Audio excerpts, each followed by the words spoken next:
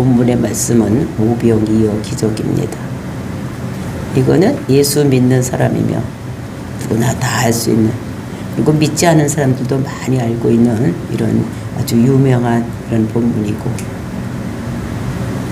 그것을 상징하기 위해서 우리가 예수 믿는다는 표시로 그 물고기를 이렇게 자동차 뒤에다 이렇게 달고 다니는 사람들이 있는, 아주 우리가 너무나 잘 알고 익숙한 이런 본문의 말씀인 것을 볼 수가 있는 것입니다.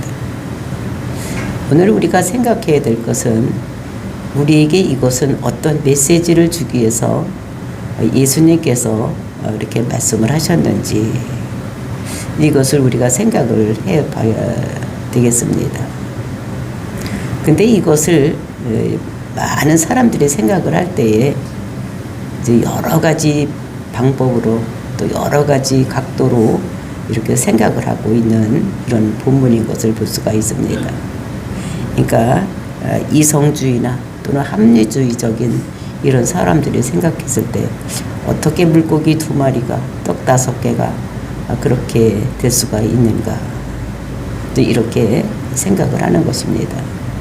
그러니까 1 더하기 1은 2다 라는 그런 관념에 사로잡혀 있고, 합리적으로 이성적으로 생각을 할 때는 도저히 될 수 없는 이런 문제인 것을 이렇게 얘기를 하고 있는데, 우리는 이것에서 정말 이것이 우리가 이성적으로나 합리적으로 생각할 것이 아니라 이것이 우리에게 주시는 메시지를 우리가 생각을 해보고, 정말로 하나님이 하시는 일이면 무엇이든지 다 할 수 있다는, 또 우리가 본문에서 우리에게 주시는 말씀에서 우리가 하나님께서 우리에게 주시고자 하는 뜻이 무엇인지 그것을 생각해보고, 성경에서 우리에게 말씀한 그대로 우리는 믿고, 우리의 생각을 여기에 가감하지 않고 믿을 수 있는 저와 여러분이 되어야 된다는 이런 생각을 하게 됩니다. 정말로 하나님, 예수님께서 우리에게 말씀하신 것입니다. 그 오병이의 기적을 일으키시는 이런 것들을 보면서 우리의 생각을 여기에 더해서 어떻게 그런 일이 일어날 수가 있는가, 이런 생각을 하지 아니하고, 하나님이 하시면, 또 성경에서 우리에게 이런 말씀을 주신 것은 우리에게 무엇인가 깨닫게 하기 위해서 준 것이라는 것을 생각하고, 정말 우리 삶 가운데 오병이의 기적이 일어나는 이런 놀라운 축복의 역사가 일어나기를 예수님의 이름으로 축원을 드립니다. 마태복음 14장 13절 말씀 보시겠습니다. 예수께서 들으시고 배를 타고 떠나사 따로 빈들에 가시니 무리가 듣고 여러 고을로부터 걸어서 따라간지라. 그러니까 예수님께서 들으시고 이렇게 말씀을 하고 있습니다. 그러면 예수님께서 들으신 것이 무엇인가, 이런 걸 우리가 생각을 해봐야 되겠습니다. 이것은 그 헤롯 궁궐에서 그 일어났던 일, 즉 헤롯의 그 생일 파티에서 일어났던 일이 있었었는데, 그것이 세례 요한의 그 참수형, 목을 베는 사건, 그 목을 베어서 그 2 여자에게 만족을 주기 위해서 세례 요한을 죽인 사건을 그 제자들이 장례를 지내고 와서 예수님께 아랬다. 그래서 이제 그것을 듣고서 예수님께서 이제 하시는 일이 오늘 말씀인 것을 볼 수가 있는 것입니다. 그러니까 궁궐에서 있었던 일, 또 이것을 들었습니다. 이제 궁궐이라는 게 그 당시에 정말로 부와 사치, 또 향락의 장소였던 것을 볼 수가 있어요. 무엇이든지 다 할 수 있는 왕의 그런 권한을 가지고, 그리고 이제 그 사람의 생일 파티를, 연회를 이루고 있는, 향락을 즐기고 있는 이런 장소에서 일어났던 것입니다. 그러니까 모든 것이 갖추어져 있는 궁궐. 그때의 헤롯 안티바가 그곳에서 있었는데, 그 헤롯 안티바는 어떤 사람인가, 이것을 보면, 그러니까 로마에게 빌붙어 살면서 어떻게 하면 로마 황제에게 잘 보일까, 이렇게 해서 그렇게 로마의 황제의 눈에 잘 들어서 어떻게만 내가 왕권을 가지고 살아갈까, 이런 것을 생각했던 이런 사람입니다. 그래서 그 나사렛 지방 그 여러 고을들을 그냥 아름다운 도시로 만들어서 그 왕제에게 바치는 일을 했던, 아주 가장 악한 자, 이제 이런 자가 생일날에 일어났던 일인 것을 우리가 볼 수가 있는 것입니다.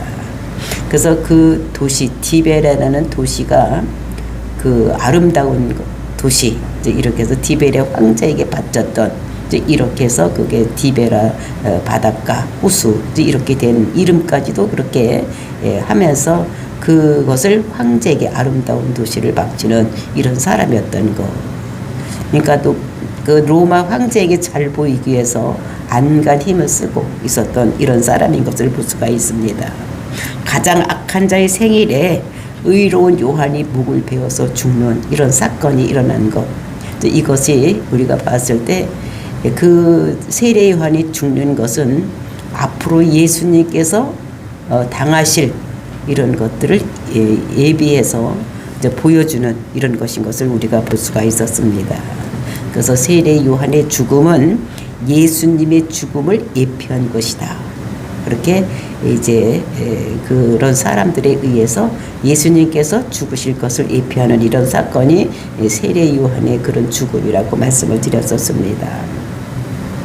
그래서 이 이야기가 일어나고 있는 이런 것이 어디냐 하면은 그 빈들에서 이루어지고 있고, 이것이 그 궁궐에 반대되는 이런 개념으로 이루어지고 있는 이런 것들을 볼 수가 있습니다. 그래서 배를 타고 떠나 따로 빈들에 가시니, 그러니까 이 지금 일어나고 있었던 일은 궁궐에서 일어나고 있었는데 예수님께서는 지금 빈들로 가고 있는 이런 모습을 여기서 우리가 볼 수가 있습니다. 그러니까 여기에서 그 공간적인 배경이 어디냐, 빈들이라는 것입니다. 그리고 이제 시간적인 배경을 보면은 거기는 날이 저물어 갈 때, 빈들이고 날이 저물어 가는 이런 것들을 배경으로 삼아서 그 모세, 그 오병이어의 기적을 이렇게 일으키고 있는 이런 모습을 볼 수가 있는 것입니다.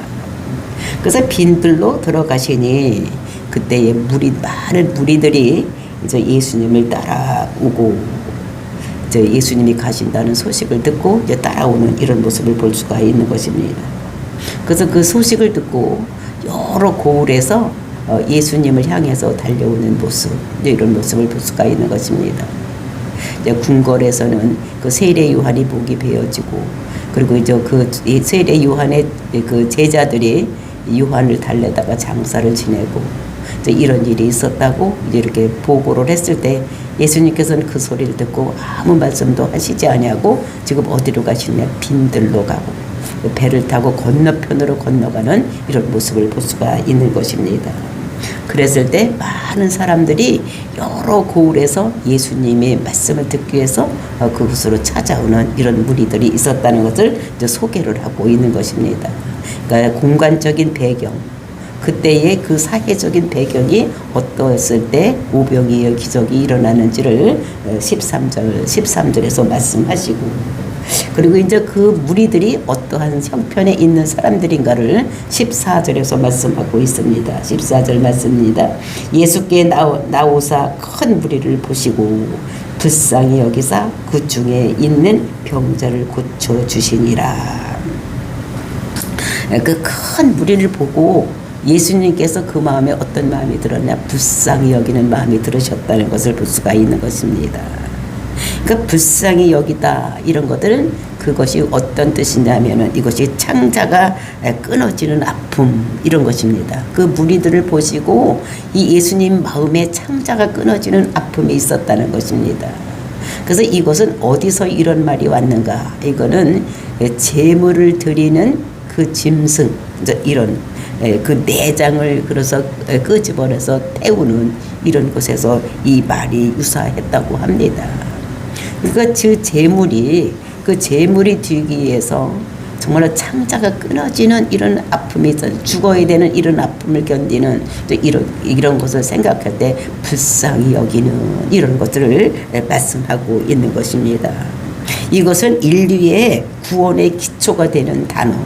그래서 불쌍히 여겼기 때문에 하나님께서 모든 인간이 죄 때문에 죽어가는 그러니까 멸망으로 인도되는 지옥 가는 이런 것들을 보고 하나님께서 아주 불쌍히 여기는 마음이 있었던 것입니다. 그러니까 구원의 기초가 되는 거예요.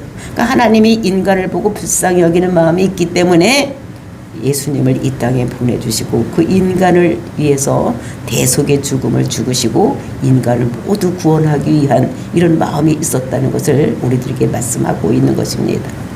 그러니까 불쌍히 여기니까 모든 것을 감수할 수 있는 이런 마음, 이것을 볼 수가 있는 것입니다.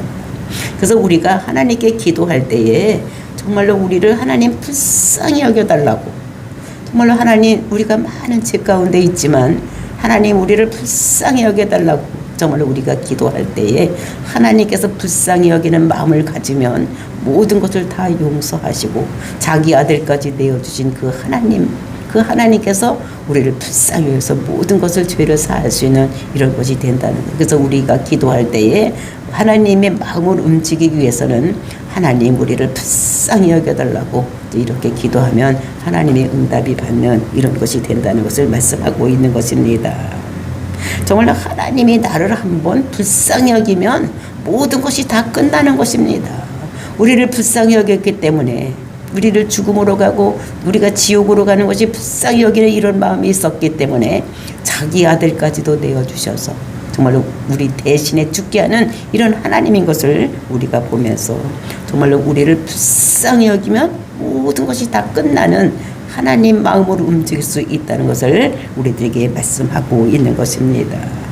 그래서 우리가 하나님 나를 불쌍히 여겨달라고 하나님 앞에 대들면 하나님이 우리를 떠밀고 안 된다 하는 하나님이 아니라는 것을 우리들에게 말씀하고 있는 것입니다.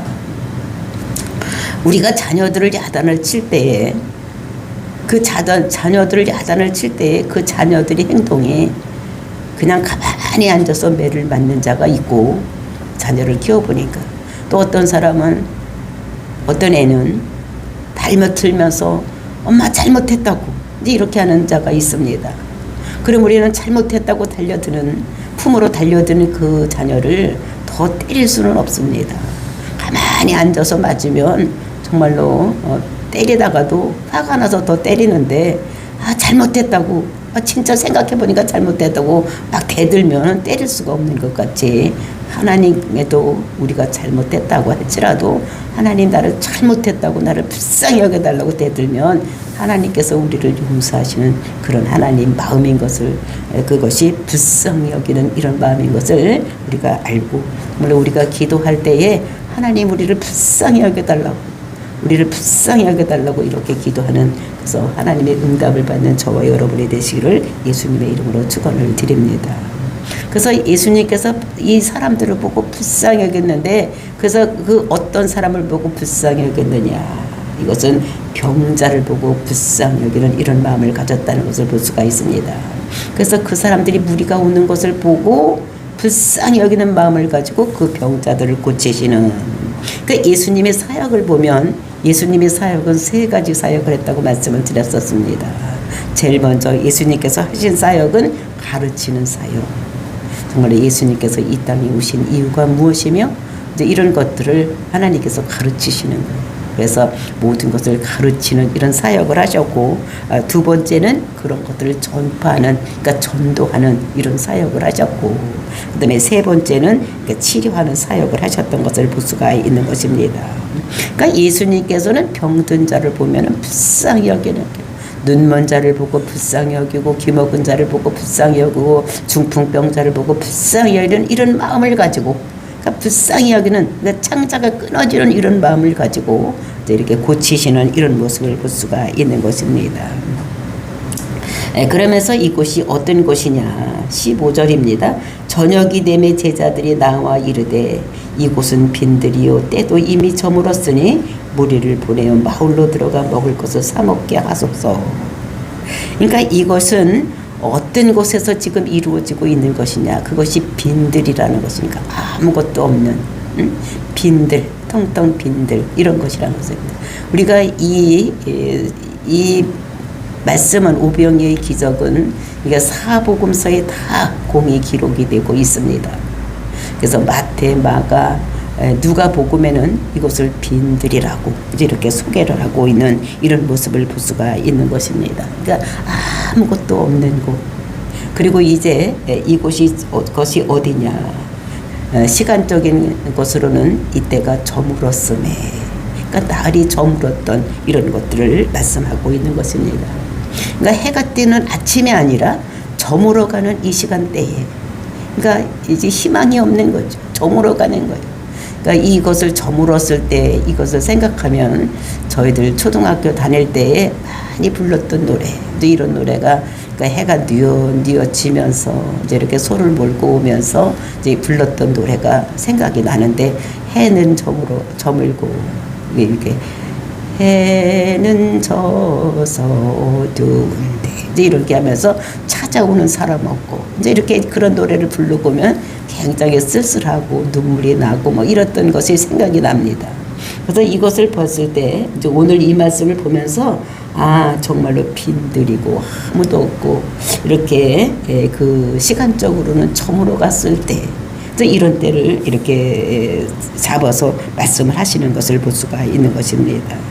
그래서 이런 것은 아주 쓸쓸하고 뭐 권력이나 화려함이나 이런 것이 아무도 없는 아주 이런 쓸쓸하고 찾아오는 사람도 없고 저물어 가고 거기에는 이렇게 빈들이고 아무것도 풍요로운 것이 없는 이런 것들을 말씀하고 있는 것입니다. 그랬을 때에 어떻게 했냐면 무리를 보내어 마을에 들어가 먹을 것을 사 먹게 하소서 이렇게 얘기를 하고 있는 것을 볼 수가 있는데, 여기서 우리가 마태복음을 보면은 그러니까 이 제자가 먼저 예수님께 이것을 요구를 한 것 같습니다. 주님 지금 저물어 가니까 제자들을 보내서 사람들을 보내서 동네에 가서 사 먹게 해라, 이렇게 하는 게 좋겠습니다. 지금 날이 저물어 가니까 사람들이 배가 고플 때니까 이렇게 했으면 좋겠다, 이렇게 하는 것 같은데, 우리가 요한복음을 보면은 이제 이렇게 써져 있지 않는 것을 볼 수가 있습니다. 그러니까 요한복음 6장을 보면은 그것이 이렇게 날이 저물어 갔을 때 그것을 그 요구하는 것이 누가 요구를 하느냐? 예수님께서 요구를 하시는 이런 모습을 볼 수가 있는 것입니다. 그 요한복음 6장 3절 말씀 보시겠습니다. 예수께서 산에 오르사 제자들과 함께 거기에 앉으시니 마침 유대인의 명절인 유월절이 가까운지라 예수께서 눈을 들어 큰 무리가 자기에게 오는 것을 보시고 빌립에게 이르시되 우리가 어디서 떡을 사서 이 사람을 먹이겠느냐 하시니, 그러니까 예수님께서 먼저 빌립에게 말씀을 하시는 것입니다. 이 사람들 여기 이렇게 많이 오고 있는데 날이 저물어 가는데 이 사람들의 먹을 것을 어디서 사서 먹이겠느냐, 이렇게 말씀을 하고 있는 것을 볼 수가 있는 것입니다. 그러면서 빌립에게 우리가 이렇게 하면서 우리가 어디서 떡을 사서 먹이겠느냐, 그러니까 우리라는 것은 예수님하고 빌립 이제 이런 사람들을 말씀하고 있는 것을 볼 수가 있는 것입니다. 그래서 어디서 떡을 사서 먹이겠느냐, 그러니까 어디서라는 것은 무엇을 얘기를 하는 것입니까? 장소적인 개념을 얘기를 하는 것입니다. 근데 떡을 살려면 어디서 사는 것이 중요한 게 아니라 어떻게 사는 것이 더 중요할 텐데, 여기서는 장소적인 이런 개념을 묻고 있는 것을 볼 수가 있는데, 여기서 이제 제자들에게 묻는 것입니다. 어디서 떡을 싸서 먹여야 되겠느냐, 이렇게 묻는데, 그것은 정말로 그 당시에 제자들에게 묻는데, 이 제자들은 오늘날 누굽니까?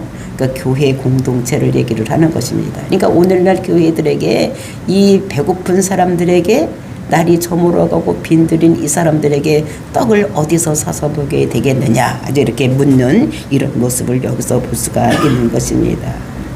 정말로 방법을 물어야지 되네. 어떻게 사서 먹여야 되겠느냐, 이렇게 물어야 되는데 하나님께서는 물었을 때 어떻게 보면 어디서 사서 먹여야 되겠느냐, 이렇게 묻는 이런 장소적인 개념으로 볼 수가 있는데, 이것이 이제 영적인 해석을 보면은 요한복음에서는 이것이 요한복음 그 6장 31절부터 35절에서 그 말씀을 하시는 것을 볼 수가 있는 것입니다.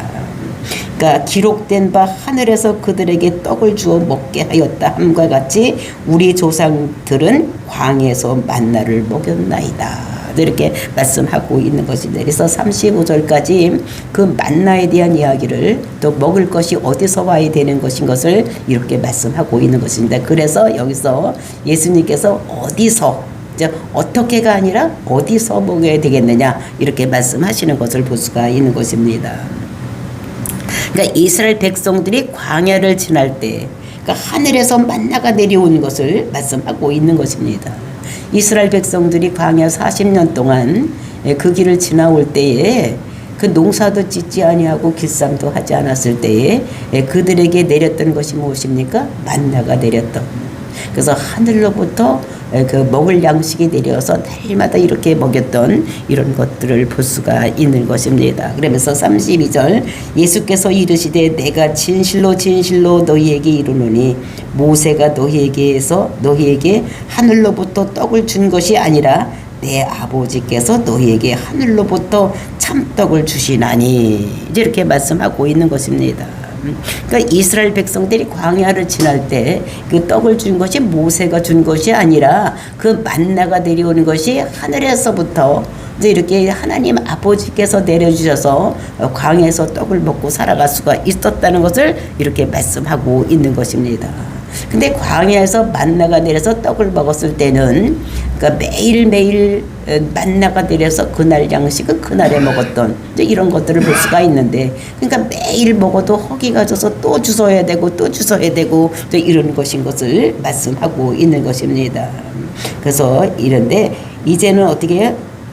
내가 진실로 진실로 너희에게 이르노니 하늘로부터 떡을 준 것이 아니라 내 아버지께서 너희에게 하늘로부터 참떡을 주시나니 하나님이 떡은 하늘에서 내려 세상에 생명을 주는 것이니라.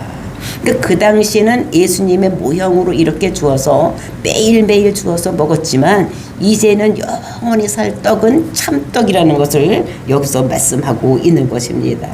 그러니까 하나님 아버지께서는 참떡을 주시는 거예요. 그리고 요한복음 6장에서는 지금이 이제 6월절이 가까운지라 이렇게 얘기를 하면서 예수님께서 어린 양으로 와서 이 땅에서 그 우리 죄를 위해서 죽으시고 또 그것을 우리가 믿었을 때 먹었을 때에 이제 참떡이 돼서 영원히 살 수 있는 이런 것인 것을 이렇게 말씀하고 있는 것입니다. 하나님이 떡은 하늘에서 내려 세상에 생명을 주시는 것이니라. 그러니까 세상에 살아갈 수 있는 이런 것들을 주시는 거라고 말씀하시면서 그들이 이르되 주여 이 떡을 항상 우리에게 주소서. 그러니까 그렇게 참떡을 줘서 생명을 준다고 얘기를 하니까 이 제자들이 말하기를 뭐라고 얘기를 합니까? 주여 이 떡을 항상 우리에게 주소서. 그랬대 예수님께서 대답하시기를 35절 예수께서 이르시되 나는 생명의 떡이니 내게 오는 자는 결코 줄이지 아니할 떡이요 나를 믿는 자는 영원히 목마르지 아니하리라. 그래서 자기가 산 떡인 것을 6월절 어린 양으로 와서 자기가 모든 세상의 죄를 위해서 죽고 그것을 믿는 사람들에게는 영원한 생명을 줄 것을 이렇게 그 오병이어의 기적을 일으키면서 말씀하신 것을 볼 수가 있는 것입니다. 그래서 예수님이 이런 것을 이렇게 설명을 했는데도 보면 우리가 요한복음 마지막을 읽어보면 그것을 뭐라고 말합니까?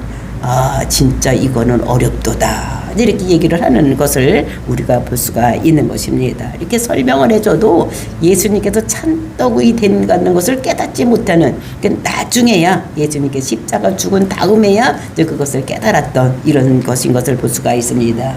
그래서 이제 본문 마태복음 14장 16절로 다시 와서 예수께서 이르시되 갈 곳 없다 너희가 먹을 것을 주라 이제 얘기를 하는 것입니다.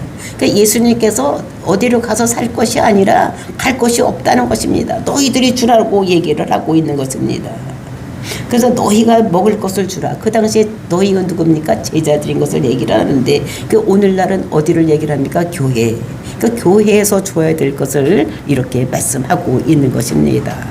그러니까 우리에게 주라는 거예요. 사람들이 가라고 힘들고 어려운 사람들에게 먹을 것을 주는 것은 교회에서 줘야 된다고 말씀을 어디 딴 데 가서 주는 것이 아니라 너희에게, 그러니까 제자들에게 명령해서 제자들에게 주라고 한 것은 오늘날 우리 교회에게 그런 사람들에게 먹을 것을 주라고 이렇게 말씀하신 것입니다. 그러면서 17절입니다. 제자들이 이르되 여기 우리에게 있는 것은 떡 5개와 물고기 2마리 뿐이니이다. 그러니까 제자들이 얘기를 하기를 여기 있는 것은 우리 제자들에게 주라 이렇게 하니까 제자들이 얘기를 하기를 둘럼둘럼 보니까 있는 것이 무엇이느냐.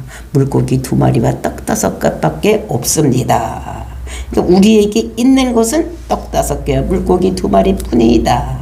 이랬을 때 예수님께서 말씀하시기 18절입니다. 이르시되 그것을 내게 가져오라 하시고 그것을 4개로 가져오라는 거예요. 물고기 2마리와 떡 5개를 이렇게 예수님께서 자기에게로 가지고 오라고 이렇게 말씀하시는 이런 모습을 여기서 볼 수가 있는 것입니다.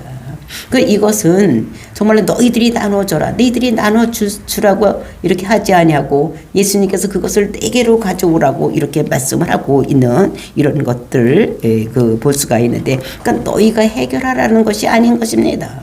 너희들이 2마리와 물고기 2마리와 떡 5개를 가지고 너희들이 해결할 것이 아니라 그것을 다 4개로 가지고 와라. 2마리하고 물고기 2마리와 떡 5개를 4개로 가져오라고 말씀을 하시는 것입니다. 그러니까 도와주어야 될 이제 이런 것들을 우리가 한 사람이 옆에 사람을 도와주는 것이 아니라 이것은 교회를 통해서 나누어 줘야 될 것을. 왜냐하면 내가 다른 사람의 잘못된 사람을 도와주고 이렇게 되면은 그것이 내 의의가 생기는 거예요. 내가 이렇게 저 사람을 위해서 잘했다 라는 의의가 생기기 때문에 이것이 그 도와주고도 칭찬받지 못하는, 그러니까 다른 사람에게 자기가 의의가 나타나게 되기 때문에 이것을 어떤 사람을 도와줄 때는 개인이 개인을 도와주는 것이 아니라 교회 공동체를 통해서 그 사람에게 나누어 주면 이제 그것이 의의가 되지 않기 때문에 받는 사람도 자존감이 상하지 아니하고 또 이제 주는 사람도 의의가 생기지 않기 때문에 이것은 교회를 통해서 나누어 줄 것을 예수님께서 말씀하시는 것을 볼 수가 있는 것입니다. 그래서 예수님께 가져왔더니 어떤 일이 생기느냐. 이것이 19절 말씀입니다. 무리를 명하여 잔디 위에 앉히시고 떡 5개와 물고기 2마리를 가지사 하늘을 우러러 축사하시고 떡을 떼어 제자들에게 주심에 제자들이 무리에게 주니라. 그러니까 그렇게 떡을 닭 2마리, 물고기 2마리와 떡 5개를 가져왔을 때 예수님께서 그들을 모두 잔디 위에다 앉히라 이렇게 말씀을 하시는 것입니다. 그리고 그 가지고 온 물고기 2마리와 떡 5개를 가지고 하늘을 우러러 축사를 하시고, 하늘을 우러러 축사를 했다는 것은 하늘을 보고 그러니까 기도를 했다는 것입니다. 하나님 아버지께 기도를 하는 거예요. 하나님 아버지, 떡 5개와 물고기 2마리가 있습니다. 이 빈들에 많은 사람을 먹여야 되겠습니다. 이렇게 우러러서 축사 기도를 했습니다. 그리고 그것을 떼어서 제자들에게 주매 제자들에게 무리에게 주었다. 그러니까 하나님은 어떤 능력이 있습니까? 모든 것들을 만들 수 있는, 창조하시는 능력이 있는 것입니다. 하나님에서는 무에서 유로 만들 수 있는, 아무것도 없는 여기서 많은 것을 만들어낼 수 있는 하나님이시기 때문에 이 하나님께 축사를 했을 때 그것이 그들에게 많은 것으로 이루어지는, 그러니까 창조의 능력이 일어날 수 있다. 하나님이면 모든 것을 가게 할 수 있는 이런 분이라는 것을 예수님께서 하시고 축복 기도를 하고 이렇게 했을 때 하나님 아버지가 그거에 역사하시는 이런 것을 볼 수가 있습니다. 그렇게 떼어서 줬더니 어떤 결과가 나타나냐. 20절 말씀입니다. 다 배불리 먹고 남은 조각을 12바구니에 차게 거두었으며. 그러니까 거기에 물이 있던 사람들이 다 먹고 남은 것을 거두었더니 12바구니가 되었다라고 말하고 있는 것입니다. 그러니까 다 먹었어. 배불리 먹고 물고기 2마리와 떡 5개를 가지고 다 배불리 먹고 그 남은 것을 이것이 또 주워서 모았습니다. 그랬더니 그 먹었던 사람들이 얼마나 먹었느냐. 21절입니다. 먹은 사람은 여자와 어린아이 외에 5,000명이나 되었더라. 그러니까 남자만 5천 명이요. 그러니까 남자만 5천 명이니까 어떻게 됩니까? 여자와 어린아이를 뺐으니까 한 3배 정도는 되지 않았을까. 그러니까 15,000명에서 약 한 2만 명 정도가 그 물고기 2마리와 떡 5개를 가지고 먹고도 남은 것을 주워 모았더니 12강줄이가 남는. 그러니까 복음은 나누어주면 나누어질수록 많은 것이 이루어지고 남는다는 것을 우리들에게 말씀을 하고 있는 것입니다. 정말로 우리도 내고 쥐는 것이 아니라 나누어줄 때 만약에 풍성하게 이루어진다는 것을 우리들에게 말씀을 하시는데, 그것이 내가 나누어주는 것이 아니라 예수님의 손에 의해서 나누어주는, 즉 교회 공동체를 위해서 나누어줄 때 이런 풍성한 은혜가 임한다는 것을 우리들에게 말씀으로 주시고 계시는 것입니다.